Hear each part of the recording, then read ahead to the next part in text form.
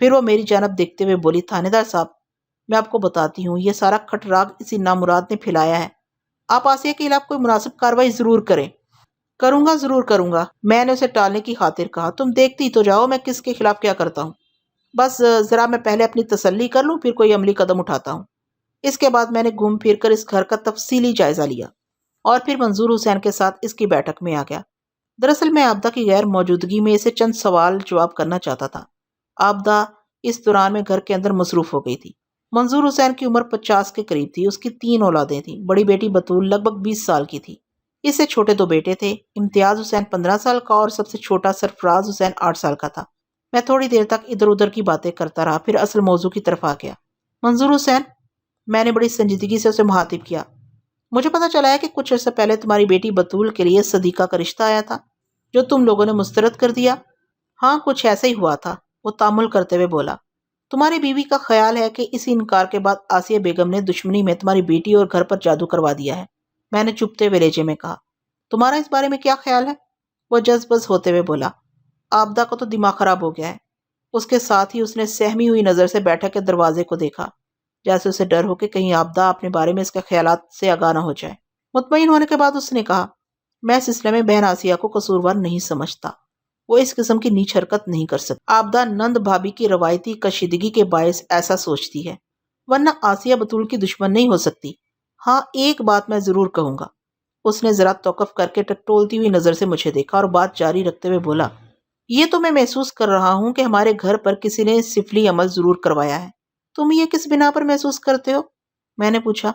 مردہ چوہے، کٹی ہوئی مرغیاں اور کالی بلی کی لاش کو دیکھ کر تو تم ایسا نہیں سوچ رہے؟ وہ ٹھہر ٹھہر کر بولا، یہ بات بھی ہے اور اس کے علاوہ بھی کچھ ہے۔ اس کے علاوہ کیا ہے؟ بطول کی سمجھ میں نہ آنے والی بیماری، وہ دکھی لہجے میں بولا۔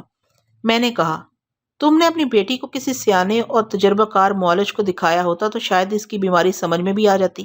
وہ بولا، ملنگ بابا کافی سیانے آدمی ہیں، ان کا علاج باقاعدگی سے جاری ہے، ہم بابا کی دی ہوئی دوا پابندی سے بطول کو پلا رہے ہیں۔ مجھے اس کی سادگی امیز جہالت پر غصہ تو بہت آیا، تاہم میں نے ڈانٹ ڈپٹ کی بجائے قدرے سخت لہجے میں پوچھا، تم نے اپنی بیٹی کا علاج کسی ڈاکٹر یا حکیم سے کیوں نہیں کروایا؟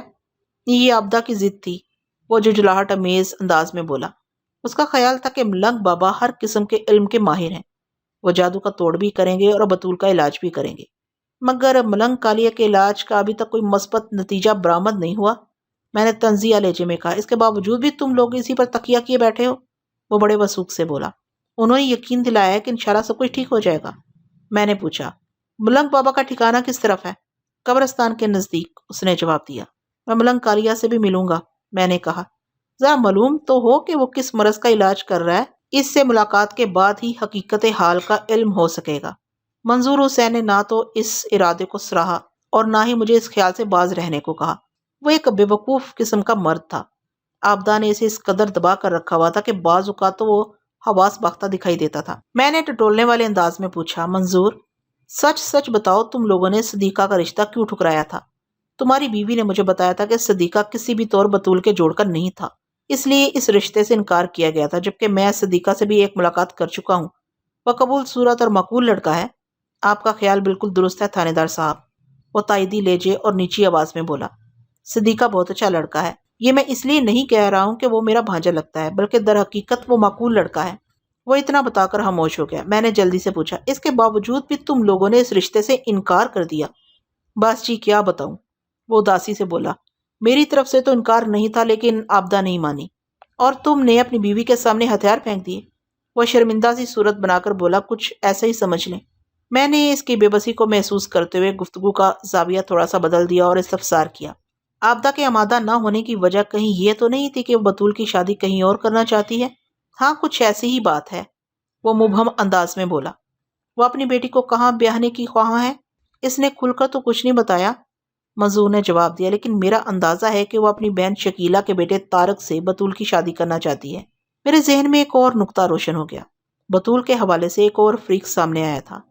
جادوئی واقعات کے ذیل میں طارق اور اس کے گھر والوں کو بھی نظر انداز نہیں کیا جا سکتا تھا۔ میں نے منظور حسین سے سوال کیا، عابدہ کی بہن شکیلہ کی رہائش کہاں ہے؟ وہ بھی اسی پنڈ میں رہتی ہے، اس نے جواب دیا۔ طارق کیا کام کرتا ہے؟ میں نے پوچھا۔ جی، اس کی کپڑے کی دکان ہے، اسی گاؤں میں۔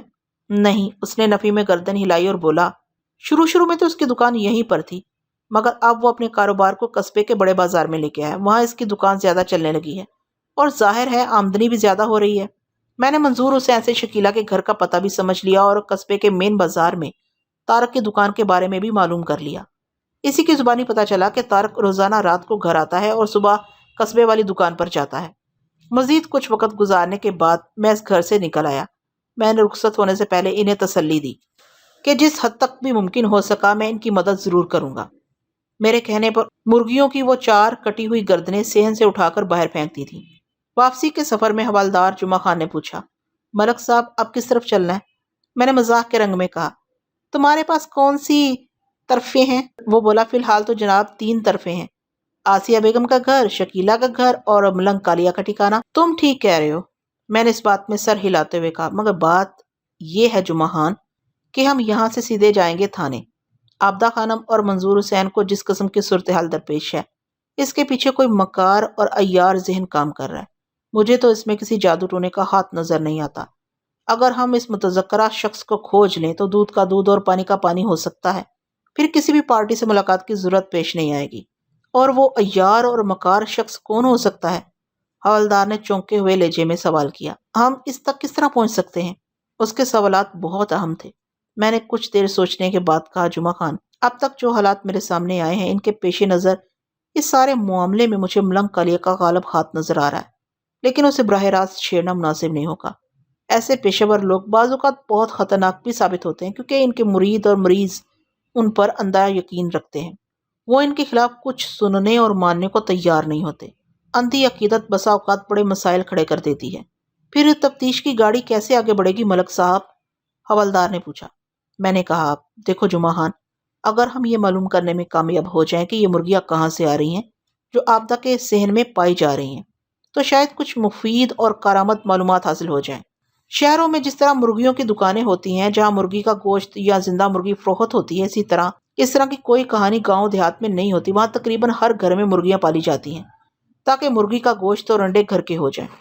جن اکا دکا گھروں میں مرغیاں نہیں بھی ہوتی وہ لوگ اناج کے بدلے دوسروں سے مرغی اور انڈے حاصل کر لیتے ہیں۔ بہت سے لوگوں کو یہ بات سن کر حیرت ہوگی کہ گاؤں دیہات میں ضروریات زندگی کی بہت سی اشیاء اناج کے بدلے حاصل ہو جاتی ہیں۔ روپیہ پیسہ ابھی وہ اہمیت حاصل نہیں کر سکا جو حال شہر میں دیکھنے میں آتا ہے۔ اس تناظر میں یہ سوچا جا سکتا تھا کہ اگر آبدہ خانم کے گھر کے صحن میں کٹی ہوئی مرغیاں دستیاب ہو رہی تھیں، اسی تناظر میں یہ سوچا جا سکتا تھا کہ اگر آبدہ خانم کے گھر کے صحن میں کٹی ہوئی مرغیاں دستیاب ہو رہی تھیں تو وہ کہیں نہ کہیں سے تو حاصل کی جا رہی تھیں، اور ظاہر ہے وہ یا تو خریدی جا رہی ہوں گی یا پھر چوری کی جا رہی ہوں گی۔ جمعہ خان نے مجھ سے سوال کیا، ملک صاحب ان مرغیوں کی آمد کے بارے میں جاننے کے لیے آپ کے ذہن میں کوئی آئیڈیا ہے؟ فی الحال تو کوئی آئیڈیا نہیں ہے، میں نے صاف کوئی سے کام لیتے ہوئے کہا۔ تھانے چل کر اس سلسلے میں کچھ سوچتے ہیں۔ اگر آپ یہ معاملہ میرے حوالے کر دیں تو میں آپ کو یقین دلاتا ہوں کہ کوئی مثبت حل آپ کی خدمت میں پیش کروں گا، حوالدار جوشیلے لہجے میں بولا۔ میں نے کہا، ٹھیک ہے جمعہ خان، میں تمہیں اپنی صلاحیتیں آزمانے کا پورا موقع دوں گا۔ تم اپنے طور پر کوئی لائے عمل تیار کر کے اس منصوبے پر کام شروع کر دو۔ وہ خوش ہو گیا، اس کے دل کی مراد بر آئی تھی۔ آج کل تھانوں میں اچھا خاصا سٹاف دیکھنے میں آتا ہے اور شہری حدود کے تھانوں میں تو خاصی بھاری نفری موجود ہوتی ہے، مگر ہمارے زمانے میں تو یہ تعداد کافی کم ہوتی تھی، اور وہ بھی گاؤں دیہات کے تھانوں میں۔ وہاں تو صورتحال کچھ زیادہ ہی خراب ہو جاتی تھی۔ چنانچہ تھانے میں موجود ہر اہلکار ہر کام کرنے کے لیے ہر وقت تیار رہتا تھا۔ یہ نہیں دیکھا جاتا تھا کہ کون سا کام حوالدار کے کرنے کا ہے اور کون سا ASI یا SI کے کرنے کا۔ عملے کا ہر فرد اپنا فرض سمجھ کر پوری ذمہ داری سے تعاون کے لیے ہر وقت تیار رہتا تھا۔ ہم جب تھانے پہنچے تو شام ہونے والی تھی۔ آبدہ خانم ایک مرتبہ پھر میرے سامنے بیٹھی ہوئی تھی۔ وہ چہرے سے خاصی پریشان اور حواس باختہ نظر آتی تھی۔ میں نے سرسری انداز میں پوچھا، اب نیا کیا ہو گیا ہے؟ آپ نے اب تک میری کسی بات کا یقین نہیں کیا تھانے دار صاحب، وہ شکایت بھرے لہجے میں بولی، مگر اب پانی سر سے اونچا ہو چکا ہے۔ اگر آپ نے آسیہ بیگم کو نہ روکا تو سب کچھ تباہ ہو کر رہ جائے گا۔ میں نے پوچھا، تم نے میرے سوال کا جواب نہیں دیا، کیا کوئی نئی صورتحال پیش آ گئی ہے؟ کچھ نہ پوچھیں جی، وہ جھجری لیتے ہوئے بولی، آج ہمارے گھر کے صحن میں نیم کے درخت کے پاس ایک مردہ کتا پڑا ہوا ملا ہے، اور وہ بھی کالے رنگ کا۔ رات سے بطول کی طبیعت بھی بہت خراب ہے۔ اب جلد از جلد آسیہ کی سرگرمیوں کو روکے ورنہ ہم برباد ہو جائیں گے۔ وہ جو سلسلہ چل نکلا تھا اس کا تعلق جادو ٹونے سے ہو یا نہ ہو، تاہم یہ بات تو یقینی تھی کہ عابدہ خانم ایک مشکل اور افسوسناک صورتحال سے دوچار تھی۔ رہ رہ کر میرے ذہن میں ملنگ کالیہ کا نام ابھر رہا تھا۔ مجھے 90% امید تھی کہ اس جادوئی چکر کے عقب میں ملنگ بابا کا ہاتھ ہو سکتا تھا۔ میں نے عابدہ کو تسلی دیتے ہوئے کہا، تم یہ بات ذہن سے نکال دو کہ میں نے تمہارے مسائل کو سنجیدگی سے نہیں لیا۔ یقین کرو میں نے اپنے عملے کے کچھ افراد کو اس سلسلے میں اہم فرائض سونپ رکھے ہیں۔ انشاءاللہ بہت جلد ہی کوئی بہتر صورتحال سامنے آ جائے گی۔ کب؟ اس نے عجیب سے لہجے میں پوچھا۔ جب بطول اپنی جان سے ہار جائے گی؟ اس کی آواز میں چھپی بے بسی کو میں بڑی وضاحت کے ساتھ محسوس کر رہا تھا۔ میں نے ملنگ کالیہ کے حوالے سے پوزیشن واضح کرنے کی خاطر پوچھا۔ بطول تو ملنگ کالیہ کے زیر علاج ہے، وہ عملیات اور سفلیات وغیرہ کا بھی ماہر ہے، وہ بیچاری جان کیوں ہارے گی؟ میں تو اب ملنگ بابا کی طرف سے مایوس ہوتی جا رہی ہوں، وہ درد بھرے لہجے میں بولی۔ وہ علاج تو کر رہے ہیں مگر کوئی خاص فائدہ نہیں ہو رہا، جادو ٹونے کا توڑ بھی خاطرخواہ نہیں ہو سکا۔ البتہ ملنگ جی کی پیش گوئیاں ضرور پوری ہو رہی ہیں۔ میں نے دلچسپی لیتے ہوئے پوچھا، مثلاً کس قسم کی پیش گوئیاں؟ انہوں نے پہلے ہی بتا دیا تھا کہ بہت سخت قسم کا گندا عمل کیا گیا ہے، عابدہ نے میرے سوال کا جواب دیتے ہوئے کہا۔ اس نوعیت کے سفلی عمل میں آغاز مردہ چوہے سے ہوتا ہے، پھر مرغی، بلی اور کتے وغیرہ کی باری آتی ہے، اور سب سے آخر میں انسان۔ اتنا کہہ کر وہ خاموش ہو گئی اور سراسیمہ نظر سے مجھے تکنے لگی۔ میں نے اس کے ادھورے بیان کو مکمل کرتے ہوئے کہا، یہ سلسلہ مردہ کتے تک تو پہنچ چکا ہے، اگلا مرحلہ مردہ انسان کا ہوگا۔ وہ منہ سے کچھ نہیں بولی، خوفزدہ انداز میں سر کو اس باتی جنبش دینے لگی۔ میں دل ہی دل میں ملنگ کالیہ کی عیاری پر اش اش کر اٹھا۔ وہ خبیث انسان بڑی مہارت سے ان لوگوں کو الو بنا رہا تھا۔ اس کی پیش گوئیوں کا ذکر سن کر میرا یہ یقین اور پختہ ہو گیا تھا کہ اس کھیل میں ملنگ کالیہ کا غالب ہاتھ تھا۔ ایسا سوچتے ہوئے میرے ذہن میں ایک اہم سوال ابھرا۔ اگر ملنگ کالیہ دیدہ دانستہ یہ سب کچھ کر رہا تھا تو اس کے پس پردہ اس کا کون سا مفاد پشیدہ تھا؟ یہ ممکن نہیں تھا کہ وہ محض تفریحاً یہ کھیل کھیل رہا ہو۔ اس نقطے کی حقیقت تک پہنچنے کے لیے میں نے عابدہ سے پوچھا، عابدہ یہ بات تو صاف ظاہر ہے کہ ملنگ کالیہ تمہاری بیٹی بطول کا علاج مفت میں نہیں کر رہا ہوگا۔ وہ سنجیدگی سے بولی، تھانے دار صاحب مفت میں کون کسی کے کام آتا ہے؟ میں نے پوچھا، ملنگ کالیہ علاج کے سلسلے میں اب تک تم لوگوں سے کتنی رقم وصول کر چکا ہے؟ گاہے بگاہے وہ جتنے بھی پیسے مانگتا ہے ہمیں دینا پڑتے ہیں، عابدہ نے تامل کرتے ہوئے بتایا۔ مزدور کی دکان ٹھیک ٹھاک چلتی ہے، اس لیے ہمیں زیادہ پریشانی نہیں اٹھانا پڑتی۔ اگر آمدنی کا یہ سہارا نہ ہوتا تو خدا جانے ہمارا کیا حشر ہوتا۔ حشر تو تم لوگوں کا اب بھی کچھ زیادہ اچھا نہیں ہو رہا، میں نے تیکھے لہجے میں کہا۔ ملنگ کالیہ کچھ نہ کر کے بھی خوب کما رہا ہے اور تم لوگ اس کے ہاتھوں بیوقوف بن رہے ہو، وہ بے بسی سے بولی۔ کیا کرے جی، معاملہ ہی ایسا ہے، اس قسم کے گندے عمل کا توڑ کوئی عامل کامل ہی کر سکتا ہے۔ ہمارے گاؤں میں ملنگ کالیہ کے سوا کوئی دوسرا سیانہ ہے بھی تو نہیں، میں نے ٹھہرے ہوئے لہجے میں کہا۔ دیکھو عابدہ خانم، تمہارے حالات سے آگاہ ہو کر میں اپنے دل میں تمہارے لیے ہمدردی محسوس کر رہا ہوں۔ اگر تم سنجیدگی سے میری بات ماننا چاہو تو میں اس سلسلے میں تمہیں کوئی مفید مشورہ دے سکتا ہوں۔ وہ ہمتاً گوش ہو کر امید بھری نظر سے مجھے دیکھنے لگی۔ اس نے کھنکار کر گلا صاف کیا اور مضبوط لہجے میں بولی، ایک بات ذہن میں بٹھا لو کہ تم لوگوں کے ساتھ جو بھی واقعات پیش آ رہے ہیں ان کا جادو یا ٹونے وغیرہ سے کوئی تعلق نہیں۔ عین ممکن ہے کہ ان جادوئی واقعات کے پیچھے ملنگ کالیہ ہی کا ذہن کار فرما ہو۔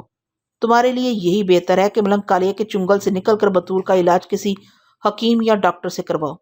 وہ بے یقینی سے مجھے دیکھنے لگی۔ اس کی آنکھوں میں موجود تاثرات سے میں نے یہ اندازہ لگایا کہ وہ میری بات سنجیدگی سے نہیں لے رہی تھی اور اس کا ذہن اب بھی جادو ٹونے کے بارے میں ہی سوچ رہا تھا۔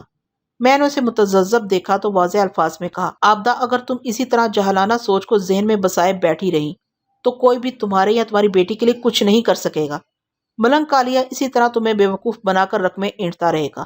پولیس اس وقت تک کسی شخص پر ہاتھ نہیں ڈال سکتی جب تک مذکورہ شخص کے خلاف کوئی ٹھوس ثبوت موجود نہ ہو۔ ایک لمحے کو رک کر میں نے اس کے چہرے کے تاثرات کا جائزہ لیا اور اپنی بات کو آگے بڑھاتے ہوئے کہا، میں اور میرے عملے کے تجربہ کار افراد یہ جاننے کی کوشش کر رہے ہیں کہ مردہ چوہے، بلیاں اور کتے کیوں اور کہاں سے تمہارے گھر کے ذہن میں آ رہے ہیں۔ انشاءاللہ بہت جلد اس گتھی کا کوئی سرا ہاتھ آ جائے گا۔ البتہ ملنگ کالیہ سے چھٹکارا پانے کے لیے جب تک تم میرے ساتھ تعاون کے لیے تیار نہیں ہوگی بات نہیں بن سکے گی۔ جب تک تم لوگ اسے سچا عامل کامل اور مولج سمجھتے رہو گے میں اس کے خلاف کوئی سخت عملی قدم نہیں اٹھا سکوں گا۔ وہ پوری بات سننے کے بعد بولی، عملی قدم اٹھانے کی ضرورت تو آسیہ بیگم کے خلاف ہے، ہم پر جو مصیبت نازل ہوئی اس کے پیچھے آسیہ کا ہاتھ ہے۔ ملنگ بابا تو بطول کا علاج کر رہے ہیں، ان کی پوری کوشش ہے کہ وہ اس گھر یعنی ہمارے گھر کو جادوئی اثرات سے پاک کر دیں۔ میں خیال ہی خیال میں سر پیٹ کر رہ گیا۔ کسی نے سچ ہی کہا ہے، علم کی کوئی نہ کوئی حد ضرور ہوتی ہے مگر جہالت کی کوئی حد ہوتی ہے نہ ٹھکانہ۔ کوئی بھی شخص بے حد اور بے حساب، بے شمار اور بے اندازہ جاہل ہو سکتا ہے۔ میرے سامنے بیٹھی عابدہ خانم اس کی ایک زندہ مثال تھی۔ اس کے ریکارڈ کی سوئی ایک مخصوص مقام پر اٹک گئی تھی۔ میں اس کی حالت پر افسوس کرنے کے سوا اور کیا کر سکتا تھا؟ میں نے افسوسناک انداز میں اسے دیکھا اور تسلی امیز لہجے میں کہا، تم بے فکر ہو کر گھر جاؤ، میں جلد از جلد تمہارے مسئلے کا کوئی حل نکالتا ہوں۔ وہ مجھے دعائیں دیتے ہوئے رخصت ہو گئی۔ اس کے جانے کے بعد میں نے حوالدار جمعہ کو اپنے پاس بلایا اور اس کی کوششوں کی رپورٹ مانگی۔ وہ چہرے سے خاصا پرجوش نظر آ رہا تھا۔ پھر جب وہ بولا تو اس کے جوش کی وجہ بھی سمجھ میں آ گئی۔ جمعہ خان نے میرے استفسار کے جواب میں بتایا، ملک صاحب، میں نے ایک نہایت اہم آدمی کا سراغ لگایا ہے۔ کون ہے وہ اہم آدمی؟ اس کا نام تو خوشی محمد ہے، جمعہ خان نے بتایا، مگر خوشیہ مشہور ہے۔ یہ خوشیہ اہم کس حوالے سے ہے؟ اس کی وجہ شہرت اس کا ککڑی چور ہونا ہے۔ تمہارا مطلب ہے مرغی چور؟ تمہارا مطلب ہے مرغی چور؟ بالکل یہی مطلب ہے ملک صاحب، وہ ٹھوس لہجے میں بولا۔ یہ شخص کہاں کا رہنے والا ہے؟ میں نے پوچھا۔ اور اس نے کس کس کی مرغیاں چرائی ہیں؟ میں سیدھا ہو کر بیٹھ گیا اور پوری دلچسپی سے حوالدار کی جانب متوجہ ہو گیا۔ اس نے جواب دیا، خوشیہ نامی یہ ککڑی چور اسی گاؤں میں رہتا ہے جہاں عابدہ خانم اور آسیہ بیگم کے گھر ہیں۔ اس نے اسی گاؤں کے مختلف گھروں سے مرغیاں پار کی ہیں، یا یوں سمجھ لیں کہ گھروں کے باہر سے وہ مرغیاں اڑائی ہیں۔ میں نے اس سلسلے میں کافی لوگوں کو ٹٹولا ہے اور مجھے پتہ چلا ہے کہ گاہے بگاہے ان کی مرغیاں غائب ہوتی رہی ہیں۔ کیا تم نے اس سلسلے میں خوشیہ سے بات کی ہے؟ ابھی تک تو خوشیہ کو ٹچ نہیں کیا ملک صاحب۔ پھر تمہیں کیسے یقین ہے کہ وہ مرغیاں خوشیہ ہی نے چرائی ہوں گی؟ میں نے پوچھا۔ وہ بولا، میں نے اپنے طور پر کچھ تحقیق کی ہے۔ گاؤں میں خوشیہ کی شہرت ایک چور کی سی ہے، خصوصاً لوگوں کی مرغیاں چراتے ہوئے وہ کئی مرتبہ دیکھا گیا ہے، جبھی تو وہ گاؤں میں ککڑی چور مشہور ہو گیا ہے۔ حوالدار نے چند لمحوں کا توقف کر کے میری جانب دیکھا تو پھر بات جاری رکھتے ہوئے بولا، ملک صاحب، اگر ہم خوشیہ کو تھانے بلا کر تھوڑی سی سختی کریں تو وہ سب کچھ صاف صاف بک دے گا۔ ہمیں عابدہ خانم والے معاملے میں کسی اور شخص کی تلاش ہے جو اپنے پاس مفت کی بہت سی مرغیاں رکھتا ہو۔ آپ کا اس بارے میں کیا خیال ہے؟ میں تمہارا ہم خیال ہوں جمعہ خان، میں نے تائیدی انداز میں کہا۔ تم پہلی فرصت میں خوشیہ کو پکڑ کر تھانے لے آؤ۔ جو حکم ملک صاحب، جمعہ خان ولولہ انگیز انداز میں بولا اور اٹھ کر کھڑا ہو گیا۔ میں ایک گھنٹے کے اندر خوشی محمد عرف خوشیہ کو آپ کی خدمت میں پیش کرتا ہوں۔ پھر اپنے وعدے کے مطابق جمعہ خان نے واقعی ایک گھنٹے کے اندر خوشیہ کو میرے سامنے لا حاضر کیا۔ میں سمجھ رہا تھا خوشیہ پکی عمر کا کوئی شخص ہوگا، مگر وہ میری توقع کے برخلاف ثابت ہوا۔ اس کی عمر 14-15 سال سے ہرگز زیادہ نہیں تھی۔ وہ نوجوان، دبلا پتلا اور دراز قامت تھا۔ حلیے کے اعتبار سے وہ آوارہ نظر آتا تھا۔ میں چند لمحوں تک تنقیدی نظر سے اس کا جائزہ لیتا رہا، پھر گرجدار آواز میں اس سے سوال کیا، خوشیہ، جانتے ہو تمہیں یہاں کیوں لایا گیا ہے؟ وہ متذبذب نظر سے مجھے دیکھتے ہوئے بولا، جناب، اصلی بات تو آپ کو ہی معلوم ہوگی، مگر میں محسوس کر رہا ہوں کہ مجھے چوری وغیرہ کے سلسلے میں تھانے لایا گیا ہے۔ تمہارے احساسات بالکل درست ہیں، میں نے دوستانہ انداز میں کہا۔ مجھے امید ہے تم نے یہ بھی اندازہ کر لیا ہوگا کہ تمہیں کس قسم کی چوری کے ضمن میں پکڑا گیا ہے۔ میرا خیال ہے ککڑیاں چرانے کے سلسلے میں، اس نے جواب دیا۔ تم حاصل ذہین بندے ہو، میں نے تعریفی انداز میں کہا، اور میں توقع کر رہا ہوں کہ تم سے جو کچھ بھی پوچھا جائے گا تم اس کا درست اور سیدھا سا جواب دو گے۔ جی ضرور تھانے دار صاحب، وہ تھوک نگلتے ہوئے بولا۔ حوالدار نے اس موقع پر کہا، اگر تم نے ہمیں چکر دینے کی کوشش کی یا کسی قسم کی غلط بیانی سے کام لیا تو یاد رکھنا، ہمارے پاس ٹیرے لوگوں کو سیدھا کرنے کے 101 گر ہیں۔ ہم نہیں چاہتے کہ تم اس کم عمری میں کسی اذیت ناک مرحلے سے گزرو، لہٰذا تمہارے لیے یہی مناسب ہوگا کہ جو پوچھا جائے سچ سچ بتا دو۔ آپ فکر نہ کریں، وہ تاون امیز انداز میں بولا، میں جھوٹ نہیں بولوں گا۔ آپ پوچھیں، کیا پوچھنا چاہتے ہیں؟ میں نے پوچھا۔ خوشیہ، پچھلے 1-2 ماہ میں گاؤں کے مختلف لوگوں کی مرغیاں چوری ہوئی ہیں، خصوصاً کالی مرغیاں، اور ہمیں شک ہے کہ یہ کارروائی تم نے ہی کی ہے۔ کیا میں سچ کہہ رہا ہوں؟ وہ صاف کوئی سے کام لیتے ہوئے بولا، یہ کام تو میں کرتا ہی رہتا ہوں۔ تم یہ غلط کام کیوں کرتے ہو؟ وہ سادگی سے بولا، یہ میری روزی روٹی کا ذریعہ ہے۔ چوری شدہ مرغیاں میں دوسرے گاؤں میں جا کر فروخت کر دیتا ہوں، اس طرح کچھ آمدن ہو جاتی ہے۔ میں نے اس بحث میں پڑھنا مناسب نہیں سمجھا کہ وہ چوری چکاری کے جیسا غلط کام کیوں کرتا ہے، اس کے بجائے وہ کوئی ڈھنگ کا نیک اور صالح کام کیوں نہیں کرتا۔ یہ میرا مقصد بھی نہیں تھا اور نہ ہی حالات کا تقاضا۔ میں نہایت احتیاط کے ساتھ خوشیہ کی زبان سے اپنے مطلب کی باتیں اگلوانا چاہتا تھا، اور اس کے لیے ضروری تھا کہ میں کوئی ایسا سوال نہ کروں جس سے وہ بدک جائے۔ میں نے پوچھا، کیا کبھی ایسا بھی ہوتا ہے کہ چوری شدہ مرغیاں تم دوسرے گاؤں کی بجائے اپنے ہی گاؤں کے کسی فرد کے ہاتھ فروخت کر دو؟ عام طور پر ایسا نہیں ہوتا، اس نے بتایا۔ اس کا مطلب ہے خاص طور پر ایسا ہو سکتا ہے۔ جی، وہ ہچکچاہٹ امیز لہجے میں بولا۔ میں اسے آہستہ آہستہ کھینچ رہا تھا۔ میں نے گہری دلچسپی لیتے ہوئے خوشیہ سے پوچھا، کیا تم مجھے بتاؤ گے کہ تم کس طریقے سے مرغیاں پکڑتے ہو؟ مجھے یقین ہے وہ کوئی عام طریقہ تو نہیں ہوگا۔ آپ بالکل ٹھیک کہہ رہے ہیں، وہ تصدیقی انداز میں بولا۔ عام طریقے سے مرغی قابو کرنے میں یہ خطرہ بہرحال موجود ہوتا ہے کہ مرغی شدید مزاحمت کے طور پر ککڑانا شروع کر دے، اس طرح دوسرے لوگ اس کی طرف متوجہ ہو سکتے ہیں۔ اس کے بعد خوشیاں نے مرغیاں پکڑنے کے 2 کامیاب طریقے بتائے۔ پہلا طریقہ سادہ اور آسان تھا، کوئی گیلا تولیہ اچانک مرغی پر ڈال دیا جائے، اس طرح بوکھلاہٹ میں وقتی طور پر مرغی سانس لینا بھول جاتی ہے۔ متوش حالت میں اس مرغی کو آسانی سے قابو کر لیا جاتا ہے۔ دوسرا طریقہ قدرے پیچیدہ اور مشکل تھا، مگر یہ زیادہ فائدہ مند ہے۔ اس طریقے کے مطابق چھوٹے سائز کی ایک کوڑی میں دھاگا پھنسا کر اس کو پھندے کے طور پر استعمال کیا جاتا ہے۔ کوڑی کو گندے ہوئے آٹے میں لپیٹ دیا جاتا ہے اور جس مقام پر مختلف مرغیاں دانہ دن کا چگ رہی ہوں وہاں کوڑی کو پھینک دیا جاتا ہے اور دھاگے کے ساتھ دوسرے سرے کو مضبوطی سے تھام کر تھوڑے فاصلے پر کھڑے ہو کر نگرانی کی جاتی ہے۔ جب کوئی مرغی آٹا لپٹی ہوئی کوڑی چگ جاتی ہے تو دھاگے میں واضح تناؤ پیدا ہو جاتا ہے۔ اسی موقع کو غنیمت جان کر دھاگے کو ایک ہلکا سا جھٹکا دیا جاتا ہے۔ اس طرح وہ کوڑی مرغی کے حلق میں پھنس جاتی ہے، چنانچہ مرغی حلق میں سے کسی بھی قسم کی آواز نکالنے کے قابل نہیں رہتی اور بآسانی اس پر قابو پایا جا سکتا۔ بعد ازاں کسی محفوظ مقام پر پہنچ کر اس کے حلق سے کوڑی نکال لی جاتی ہے۔ خوشیہ کی تکنیکی وضاحت ختم ہوئی تو میں نے دریافت کیا، تم ان میں سے کون سا طریقہ اپناتے ہو؟ کوڑی والا طریقہ جناب، اس نے جواب دیا۔ میں نے سبصار کیا، اس کی کوئی خاص وجہ؟ یہ زیادہ محفوظ اور یقینی طریقہ ہے، اس نے بتایا۔ تولیے والے طریقے سے مرغی کا تعاقب کرنا پڑتا ہے، جس کے نتیجے میں مرغی اپنی مخصوص زبان میں شور مچا کر لوگوں کو اس جانب متوجہ کر سکتی ہے، جبکہ آٹے میں لپٹی ہوئی کوڑی والے طریقے میں شکار یعنی مرغی کے نزدیک جانے کی ضرورت محسوس نہیں ہوتی۔ میں نے اصل مقصد کی طرف آتے ہوئے سوال کیا، خوشیہ پچھلے 1-2 ماہ سے جو مرغیاں تمہارے گاؤں سے غائب ہوئی ہیں ان میں زیادہ تعداد کالی مرغیوں کی ہے، اس کی کوئی خاص وجہ ہے؟ وہ جذبس ہوتے ہوئے بولا، بس جی ایک خاص آرڈر سامنے آ گیا تھا۔ کس قسم کا آرڈر خوشیہ؟ میں نے چونکتے ہوئے لہجے میں دریافت کیا۔ وہ نگاہ چراتے ہوئے ٹالنے والے انداز میں بولا، بس جی ایک پارٹی تھی، تم واضح طور پر کچھ چھپانے کی کوشش کر رہے ہو۔